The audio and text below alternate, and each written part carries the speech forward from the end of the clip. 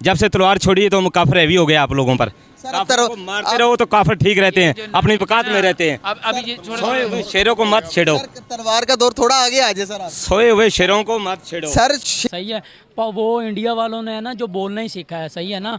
पाकिस्तान का मुकाबला वो हरगिज़ नहीं कर सकते, सही है। किस बेस पे नहीं कर सकते? चलें मानते हैं भी, हम इंडिया की तादाद हमारे से ज़्यादा है, सही है। हमारा पाकिस्तान का हर एक नौजवान उनके 10 बंदों पे एक बंदा भारी है। वो सिर्फ बोलते हैं, करते कुछ नहीं है, सिर्फ बोल सकते हैं। जो गरजते हैं ना वो कभी बसते नहीं हैं, सही है ना। उन्होंने सिर्फ बोलना ही सीखा है। हम अपनी इज्जत की खातिर सिर झुका भी सकते हैं, अपनी इज्जत की खातिर सिर काट भी सकते हैं, ऐसी बात नहीं है। 1400 साल से सबसे ज़्यादा तेज़ फैलने वाला दीन जो है ना वो हमारा इस्लाम ही है।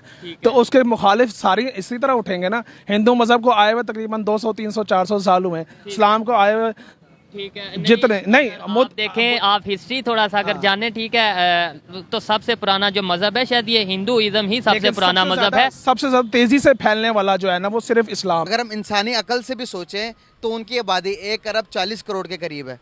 हमारी टोटल 26 करोड़ आबादी है।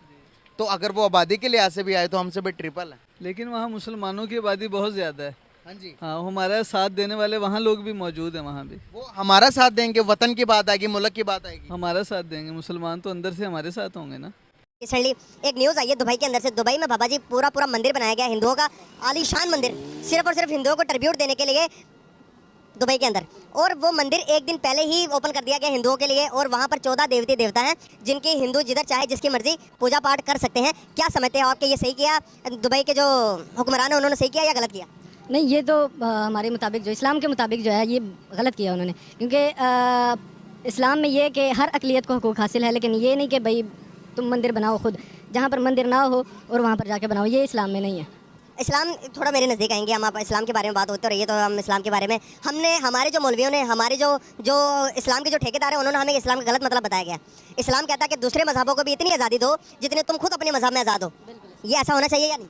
नहीं होना चाहिए, लेकिन इस्लाम में ये चीज़ जायज़ नहीं है कि भाई तुम एक मुस्लिम कंट्री है जो दुबई है, लेकिन ये कि अब वो वहाँ पर मंदिर खुद बनाए। की जंग को देखें, उनकी हिस्ट्री पढ़ें कि वो लिखने वाले लिख रहे हैं कि देखो एक लश्कर आ रहा था ये रावी वाली पुल पे। उन्होंने कहा, जंग वाले ने पायलट ने बताया कि मैं उधर जंग तोड़ने गया पुल, तो मैंने देखा कि 6 पुल बने हुए हैं। हिस्ट्री पढ़ो, 6 पुल बने हुए हैं और घोड़ों की एक फ़ौज आ रही है, चमकती तलवारें हैं। वो हमारे फ़ौजियों के साथ जंग लड़ते हैं और उन्होंने दिफा की। जब बम फेंकते थे ना तो ऐसे भी झोली में डाल लेते। आज भी अल्लाह की नुसरत, अल्लाह की फ़तह हमें नसीब हो सकती है अगर एक भी मुसलमान ज़िंदा है। और एक हज़रत ईसा अलैहिस्सलाम का कौल है कि उन्होंने फरमाया था, अगर इंसान के अंदर एक राई के दाने का में ईमान हो तो ये सामने दरख्त खड़ा है, इसको कहे ना झुक जा, तो ये कदमों में आ जाएगा।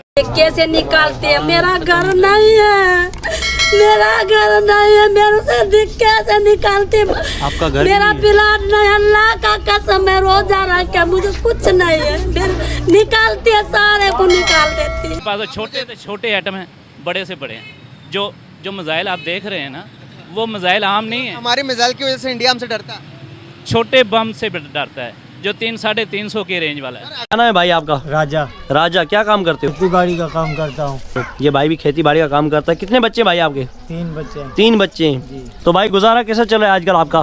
गुजारा कुछ भी नहीं चल रहा। मेरे भाई खेती बाड़ी करते हैं, गंदम पोखा, वो भी हिसाब नहीं दिया और मैं वहाँ से भगा दिया। मेरे को बोला कुछ भी हिसाब नहीं है। किसने भगा दिया? मुस्लिम था भाई, उसने भगा दिया। उसने भगा दिया। मैं बोल रहा हूँ यहाँ रहना पाकिस्तान में बेफजूल है, ज़रूरत है, मैं इंडिया में जाना चाहता हूँ। तो आप इंडिया में जाना चाहते हो? आप किससे रिक्वेस्ट करेंगे, बात करेंगे किसको? क्यों, क्या वजह है जो इंडिया जाना चाहते हो? हम वहाँ पे पकोड़े वकोड़े बेच के गुजारा कर सकते हैं, यहाँ तो पकोड़े भी नहीं कोई ले रहा है भाई। पकोड़े भी कोई नहीं ले रहा आपके हाथ का, यानी कुछ लेते ही नहीं है? कुछ भी नहीं लेते हैं। तो साहब हमारे को यहाँ से ले जाओ बस, ये बड़ी मेहरबानी होगी। हाँ, यहाँ हमारी मेहरबानी, हमारे को ले जाओ यहाँ से। इंडिया ले जाए आप? इंडिया जाना चाहते हैं हम लोग। इंडिया जाना चाहते हैं, ये फैमिली इंडिया जाना चाहते हैं। मोदी साहब से रिक्वेस्ट कर रहे हैं हाथ बांध कर कि हमें यहाँ से ले जाओ। नहीं, अब तो टेक्निकल जंगे हैं भाई। अब तो बायो वार्स हैं कि आप किसी भी मुल्क में वबा फैलाओ, पूरा मुल्क तबाह। आप किसी भी मुल्क के ऊपर बैठकर सैटेलाइट के थ्रू आप मिसाइल दाग दो, मुल्क तबाह। आपको तो अब तरवालों की जंग ही नहीं करने, पहले तो घोड़ों पे जाकर, तब तो जज्बा आप लोगों का जज्बा होता था, इंसान का जज्बा भी जिता देता था, लेकिन अब थोड़ा टेक्निकल भी होना पड़ेगा भाई जज्बाती के जज्बे के साथ साथ। क्या हम टेक्निकल हैं? भाई बेशक हैं, वो उनके पास जो भी हैं, बम है, मिसाइलें हैं, जो भी हैं, हमारे जैसी वो साइंस नहीं लड़ा सकते, सही है ना। कौन सी साइंस लड़ाई हमने? जो अल्हम्दुलिल्लाह हमारी साइंस है ना, वो समझ नहीं हमारी साइंस को सकेंगे, सही है ना जी। हमारी साइंस को आप मुझे समझाएं ना, ऑडियंस को भी समझाएं कि हमारी साइंस है क्या।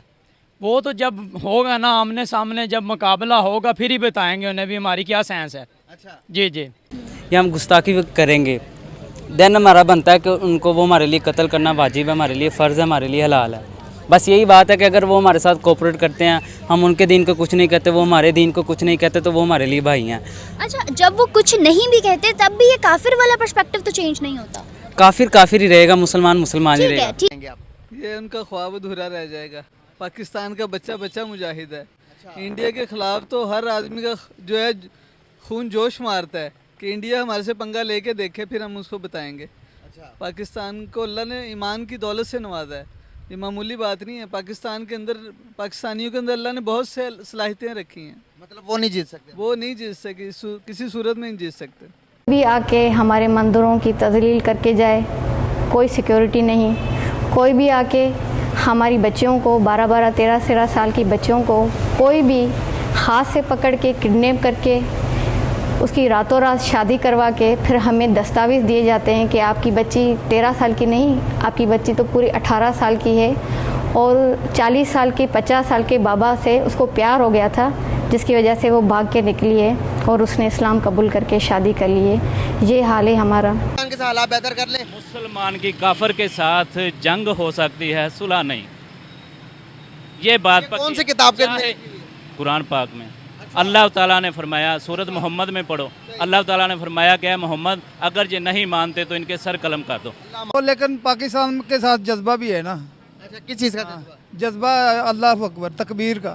अच्छा, जज्बा तो उनके पास भी है। 4 जंगें लड़ी हैं, कौन जीता? नहीं, वो उसको छोड़ दो, लेकिन जो जज्बा मुसलमान का है ना, वो किसी और का नहीं है। मुसलमान इधर से ज़्यादा हिंदुस्तान में, वो कोई बात नहीं, लेकिन जो पाकिस्तान का मुसलमान है ना, उसका जज्बा ज़्यादा है। वो तो डरते हैं उनकी हुकूमत से। अच्छा, वो डरते हैं। पाकिस्तान में भी बन रहा था मंदिर, तो पाकिस्तान में बनाने नहीं दिया गया। क्या समझते हो आपके, ये अच्छा किया या गलत किया? ठीक है, नहीं बनने दिए, नहीं और नहीं बनने देना चाहिए। नहीं बनने देना चाहिए। अगर मंदिर बनता तो उससे क्या नुकसान होना था? नुकसान क्या होना था? दीन इस्लाम का नुकसान होता है, क्या नुकसान? मानों का नुकसान होता है। एक काफिर है, वो अपनी मर्जी से जीता है, इस्लाम को नुकसान होता है। काफिर के बच्चों में और मुसलमान के बच्चों में बहुत फ़र्क होता है। कौन सा फ़र्क होता है? ठीक है, मुसलमान का बच्चा जो है वो जिधर भी जाएगा मुसलमानी तरीके से जिएगा, काफिर जिएगा अपने तरीके से। और काफिर का माहौल जब आप लाएंगे तो आप लोग भी मुसलमानों से हटकर काफिर की तरफ जाना शुरू हो जाएंगे।